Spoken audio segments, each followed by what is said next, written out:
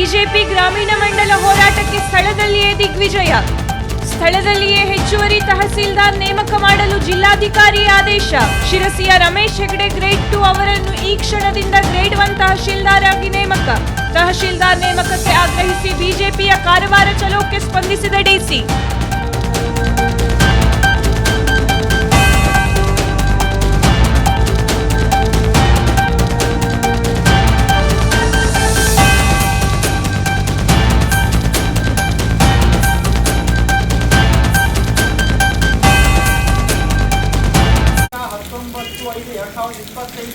ಅಂದರೆ ಸುಮಾರು 1 ತಿಂಗಳ ಕಾಲದಿಂದ ನಮ್ಮ ನಿರಂತರವಾದ ಹೋರಾಟ ಶಿರಸಿಗೆ ಪೂರ್ಣ ಪ್ರಮಾಣ ತಹಸೀಲ್ದಾರ್ ಬೇಕೇ ಬೇಕು ಅನ್ನುವಂತಹ ಒಂದು ಉದ್ದೇಶದಿಂದ ನಿರಂತರವಾದ ಹೋರಾಟವನ್ನು ನಾವು ಬಿಜೆಪಿ ಗ್ರಾಮೀಣ ಮಂಡಲದ ಎಲ್ಲ ಪದಾಧಿಕಾರಿಗಳು ಕೂಡ ಮಾಡಿದ್ರು.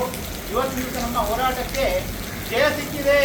ನಮ್ಮ ಹೋರಾಟಕ್ಕೆ ಜಯ ಅಂದರೆ ದಿನಾಂಕ 23/6/2020 ಅಂದರೆ ಇವತ್ತಿನ ದಿನಾಂಕದಿಂದ ಜಾರಿಗೆ ಬರುವಂತೆ ಶಿರಸಿಯ ಉಪ ತಹಸೀಲ್ದಾರ್ ಆದಂತಹ ಗ್ರೇಡ್ 2 ತಹಸೀಲ್ದಾರ್ ಆದಂತಹ ರಮೇಶ್ ಬಿ ಹೆಗಡೆ ಅವರಿಗೆ ತಹಸೀಲ್ದಾರ್ ಆಗಿ ಚಾರ್ಜ್ ಕೊಟ್ಟಿದ್ದಾರೆ ಅಂತ ಹೇಳಲಿಕ್ಕೆ ನಾವೆಲ್ಲರೂ ಕೂಡ ಸಂತೋಷದಿಂದ ಹೇಳ್ತಾ ಇದ್ದೇವೆ.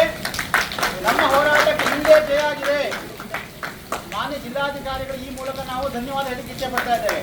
ಬೋಲೋ ಭಾರತ್ ಮಾತಾ ಕಿ.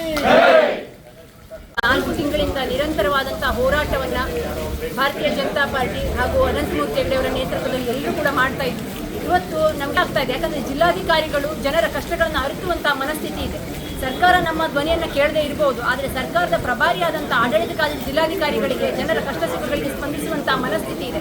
ಇವತ್ತು ನಮಗೆ ಆರ್ಡರ್ ಕಾಪಿಯನ್ನು ಕೊಡೋದ್ರ ಮೂಲಕವಾಗಿ ನಾವು ಕೂಡ ಜನತೆಗೆ ಬೇಕಾದಂತಹ ಸಂಕಷ್ಟಗಳಿಗೆ ಸ್ಪಂದಿಸ್ತೇವೆ ಅನ್ನುವಂತಹ ಒಂದು ಭಾವನೆಯನ್ನು ತೋರಿಸಿದ್ದಾರೆ. ಅವರಿಗೆ ಹೃತ್ಪೂರ್ವಕವಾದಂತಹ ಧನ್ಯವಾದಗಳನ್ನ ಭಾರತೀಯ ಜನತಾ ಪಾರ್ಟಿಯ ಎಲ್ಲರ ಪರವಾಗಿ ಕೂಡ ಅರ್ಪಿಸ್ತಾ ಇದ್ದೇವೆ. ವೀಕ್ಷಕ ಮಹಾಪ್ರಭುಗಳೇ, ನಮ್ಮ ಚಾನಲ್ ಅನ್ನು ಸಬ್ಸ್ಕ್ರೈಬ್ ಮಾಡಿ, ಶೇರ್ ಮಾಡಿ, ಪ್ರೋತ್ಸಾಹಿಸಿ.